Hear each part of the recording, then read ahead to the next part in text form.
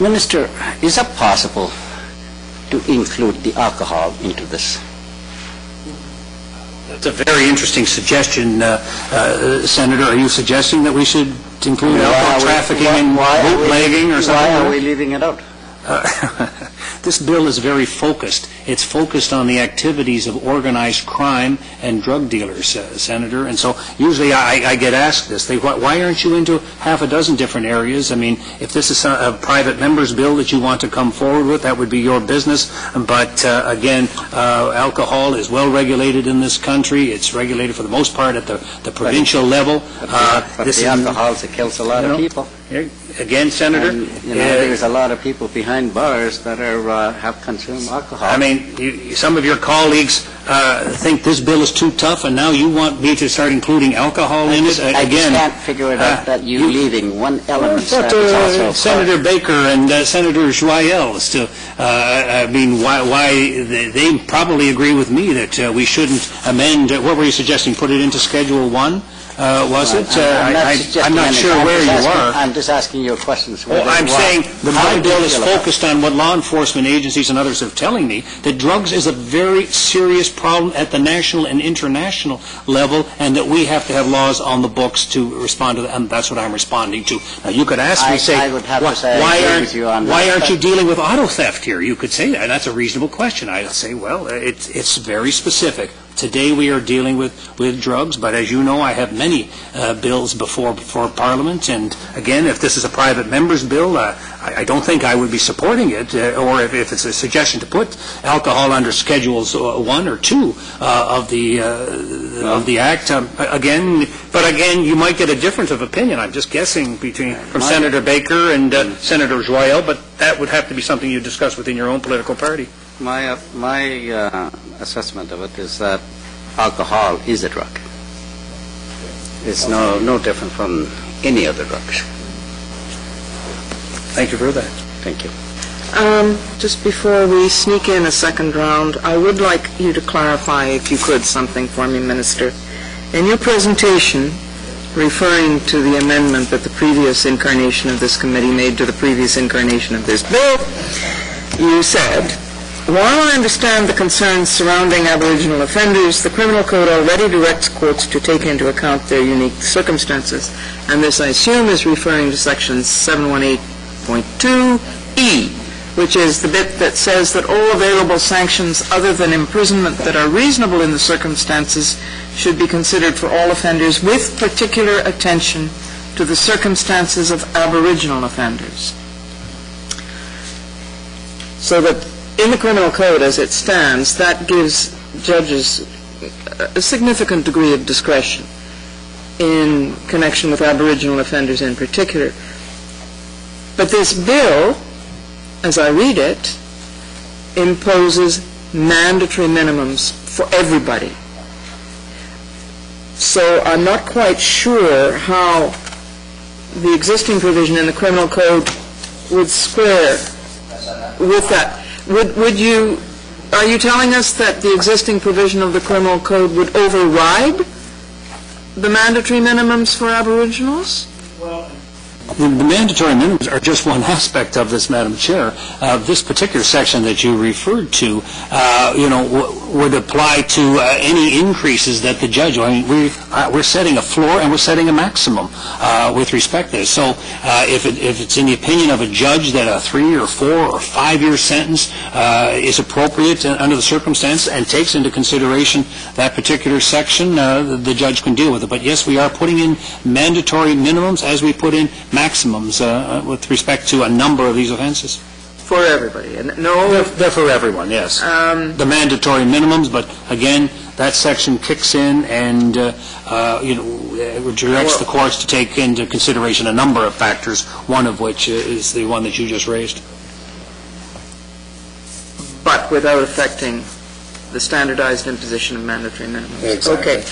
We have time, I believe, for a quick colleagues, second round, and we have 2 names on the list, and I've just declared the list closed. I'm sorry, Senator Runciman.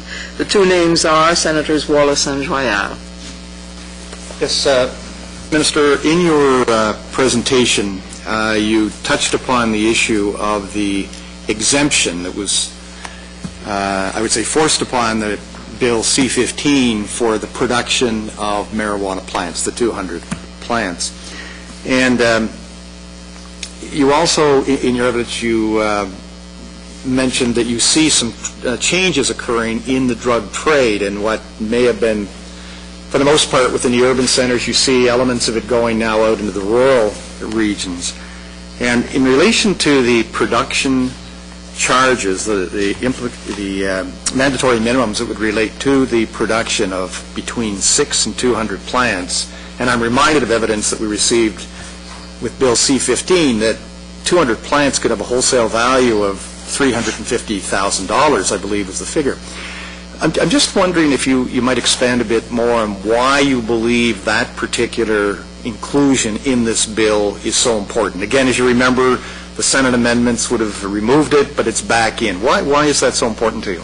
Well, again, the section is very specific. If you are under 201 plants, it must be proved that you are into the business of trafficking. And I've had law enforcement agencies tell me that if somebody's got 150 plants, in the house, they're in the business of trafficking. And so it may be a very easy point to prove. It may be less easy to prove if it's 7 plants the individual has. But again, as I indicated earlier, these things turn on the facts of each case. But again, these become serious safety and health hazards to areas in which these grow ops. I've been told that many times marijuana is used as the currency to finance organized crime, that there are serious consequences, that some of it gets shipped outside of the country to help finance bringing other drugs back into Canada. It's a serious problem. Everywhere I go, they tell me about the problems that they have on so many different levels with the grow ops, and I believe that these provisions that we have here are welcome. As you can see from the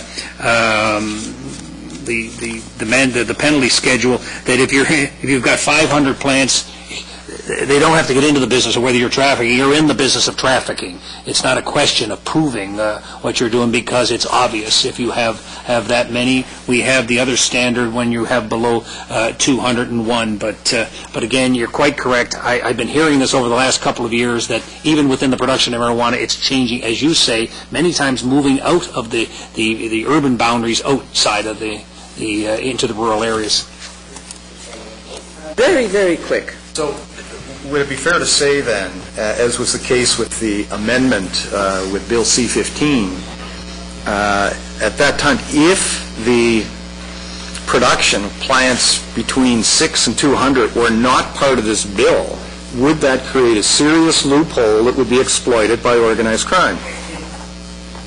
I can never underestimate the ingenuity of organized crime, and you quite correctly point out the possibility that in order to avoid the serious penalties that this bill imposes, an individual or groups could have 150 plants in several locations, and they wouldn't be caught by that particular provision. But notwithstanding that, this strikes the very balanced approach, and it's an approach that sends out the correct message. Thank you, Senator Wallace. Senator Joyard? Thank you, Madam Chair. Mr. Minister, I'm still reflecting upon the fact that in our neighbor country, the United States, where they have devoted a lot of means in the so-called war on drugs, that in today's time, in 2010, after so many years of very harsh intervention from the American police forces at all levels, they seems to be thinking of adopting a more modulated approach to war on drugs. I tried to put it in the softest term possible. And as I see it, there are many states in the United States, and among the largest one, that are reconsidering their approach on fighting the drugs, as you said, the drug crimes, and the drugs market generally, in a more targeted way, because they feel that just to make harsh laws all across the board drive, in fact, a lot of it underground, and in fact it created more difficulties for the police forces to pin down, as you said, the drug barons or the drug lords, then in fact the objective of the drugs on the war policy should be aiming at. So that's why I'm concerned that by insisting only on one aspect, it seems to me that we're going to miss the target, as much as the United States is realizing those days that they have to readjust their policies. I didn't hear that from you. You seem to be having only one motto: let's get the message, let's get the message, let's repeat the message, we'll repeat the message, and after having repeated so many times the message, everybody's going to fall in place. Doesn't seem to me that it's just a matter of magical incantation that you will reach the objective.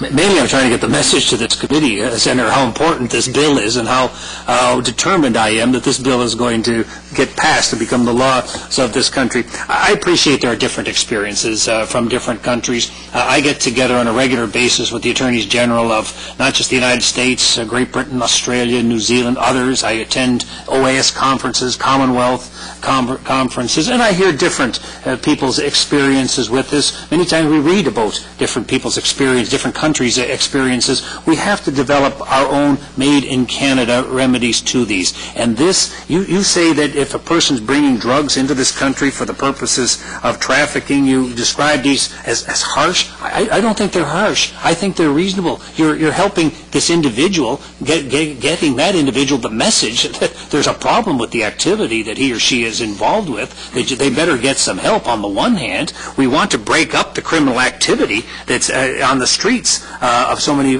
communities in Canada. We want to break that up, and we want to send a message out to anybody who's contemplating into this business here that this is a bad business to get into. So I appreciate there are different experiences in different jurisdictions. I respect all of those jurisdictions. Again, we have to come up with made-in-Canada solutions, and this is a very reasonable, measured approach.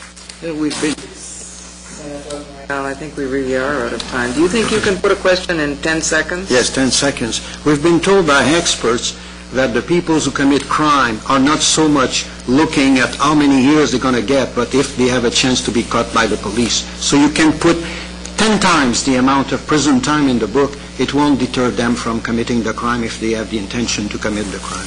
I appreciate it. It's going to make them a little bit tougher to do their business. That if you're into the grow-op business and now you find yourself in jail, it's going to be pretty tough. And again, if you like to bring drugs into this country and now you find yourself in jail, it makes it a lot tougher for that individual. I appreciate that. They'll have a much more difficult time getting back into the business. Police officers tell me it disrupts the activity too. You start taking people off the street who are involved with this. It makes it much harder for them to continue to conduct business. So there are many aspects of that, and that certainly is one of them. Minister, thank you very much. We're very grateful for your time. Colleagues, Ms. Kane and Mr. Saint-Denis are going to stay on to answer questions, maybe ask questions, but they've been invited to answer questions. We're going to suspend for a couple of minutes to allow the minister to leave.